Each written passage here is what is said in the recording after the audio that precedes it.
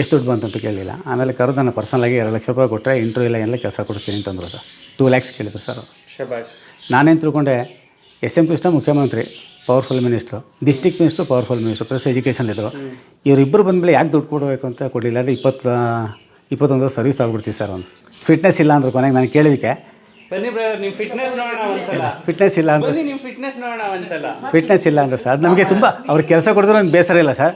Fitness ಇಲ್ಲ ಅಂತ ಒಂದು ಹೇಳಿದ್ರಲ್ಲ ಅದು ನಮಗೆ ತುಂಬ ಬೇಜಾರಾಗ್ತದೆ. ಅಲ್ಲ ಫಿಟ್ನೆಸ್ ಇಲ್ಲ ಅಂದರೆ ಈಗ ನೀವು ಪೊಲೀಸ್ ಇದ್ದವ್ರು ನೋಡಿ, ಈಗಿನ ಅಪಾರ್ಟ್ಮೆಂಟ್ಲಿ ಹೇಗಿದ್ದಾರೆ ನೋಡಿ ಒಬ್ಬೊಬ್ರನ್ನ. ಫಿಟ್ನೆಸ್ ಇಲ್ಲ ಅಂದರೆ ನಂಗೆ ತುಂಬ ಬೇಜಾರಾಗೋದು. ಇನ್ನು ಕೆಲಸ ಕೊಡಿದ್ರು ನಮ್ಗೆ ಬೇಜಾರಿಲ್ಲ. ಓಕೆ. ಫಿಟ್ನೆಸ್ ಇಲ್ಲ ಅಂತ ಹೇಳಿ 2 ಲಕ್ಷ ಕೊಟ್ಟರೆ ಫಿಟ್ನೆಸ್ ಇರ್ತಿದ್ದ ಅವನು. ಏನು ಓದಿದ್ದ ಸರ್ ನಿಮ್ಮ? ಸರ್ ಫಸ್ಟ್ PUC ಓದ್ತಾ ಇದ್ದ. SLC ಪಾಸಾಗಿ ಫಸ್ಟ್ PUC ಓದ್ತಾ ಇದ್ದ ಮಹಾಜನ್ ಕಾಲೇಜಲ್ಲಿ. ಅಲ್ಲಿಂದ ಮೈಸೂರು ಮಹಾಜನ್ ಕಾಲೇಜಲ್ಲಿ 1ನೇ ಕ್ಲಾಸ್ನಿಂದ 7ನೇ ಕ್ಲಾಸ್ವರೆಗೆ body guard school, government school, ಇಲ್ಲಿ ಪೊಲೀಸ್ ಅಂತ ಒಂದು ಸ್ಕೂಲ್ ಇದೆ, ಅಲ್ಲಿ ಓದ್ದ ಸರ್.